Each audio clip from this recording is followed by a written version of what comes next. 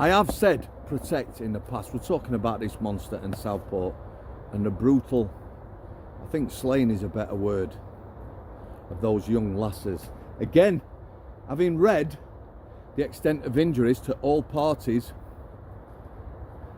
death penalty, no questions. I know it's not coming back, but death penalty. So let me explain the procedures, things in place to stop people getting to him. Belmarsh, I believe, Belmarsh segregation. I've worked in segregation in the private sector. Strangeways, plenty of shifts, and the prison healthcare, which can be like a segregation. So, firstly, exercise yard, Forest Bank. No one overlooked it. You could put him on there safely, supervise at the gate, nothing's happening. Strangeways and probably Belmarsh, the segregation exercise yards, are overlooked. If you've got him down your seg, you've got problems anyway. There's going to be a lot of disruption. Probably sleepless nights, banging, shouting, abuse, flying backwards and forwards. You may be not going to put him out on exercise. Shower. When he comes out for a shower, nobody else will be out. So, I'm the senior officer on the segregation at Belmarsh. I've only got 2 staff that are inexperienced. So here's my briefing in the morning. Nobody comes out when he's out. If he's in the shower, you supervise him. Forest Bank, again, you had to supervise. The showers were on the landing. You had a door, a modesty door, I'm going to call it. You could see people's lower legs and upper body. You supervised them. At Strangeways, they had an actual gate, a barred gate over the shower. So you could put someone in and nobody could get to him. Yeah? The healthcare, we could lock someone in. There was a big perspex observation panel, so you could see what they were up to, and there's no surprises when you let them out. So that's showering. Meals, you can take them to his door. Most segregations, you have a little servery and they'll let prisoners out one at a time. Maybe the odd one you can let out together, but mostly it's one at a time. So that's what you're going to do. You're probably going to take meal to his door, but here's the thing. Can someone tamper with his food? I've been asked this question a long time. Firstly, do you know prison kitchens and serveries on every wing where they serve the meals are inspected just the same as your local takeaway? 1 to 5 hygiene rating. I would say pretty much every kitchen, certainly Strangeways, Forest Bank when I were there, 5-star. All the serveries, 5-star. Clean places to work and serve food. What about the segregation trolley? This is a bone of contention. You see, staff should supervise the filling of trolleys. Most prisons, the food is taken to the wings on a trolley. It's like a big thermos flask on wheels. Yeah? Strangeways and Forest Bank, again, the seg trolleys were loaded by staff, so people couldn't tamper with the food.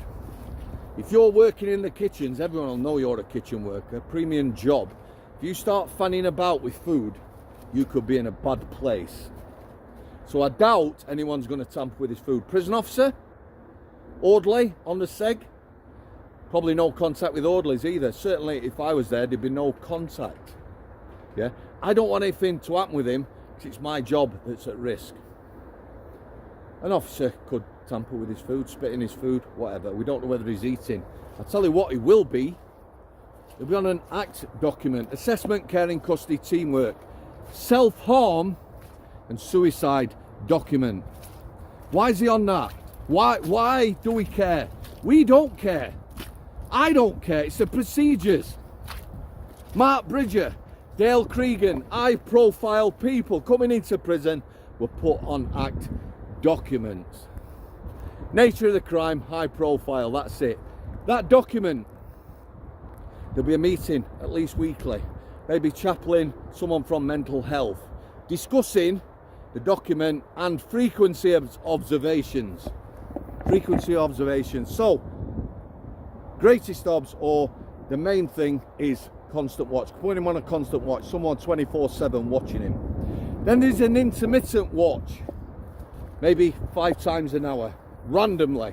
And you make observations in the document. Turned over, sat watching TV, whatever. Yeah? And then there might be 5 observations day and night. So you go to his cell and you observe him and you make a note in the book. That's just how it is, that.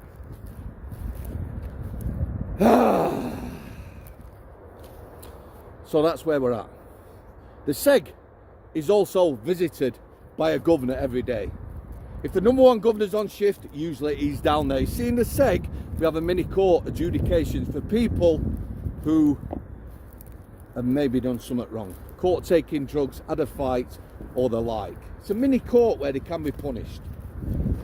The governor was doing the adjudications every day, Monday to Friday, and sometimes Saturday morning, if you've got a lot, will visit everyone in the SEG. You see, it is solitary. Yeah, they have reviews, regular reviews for mental health. So the governor will visit. Usually, the chaplaincy will visit every day. Someone from the chaplaincy will be down any segregation unit, healthcare, visiting people every day, checking on them, any concerns and the like, which they'll report back to staff. Sometimes it pisses you off.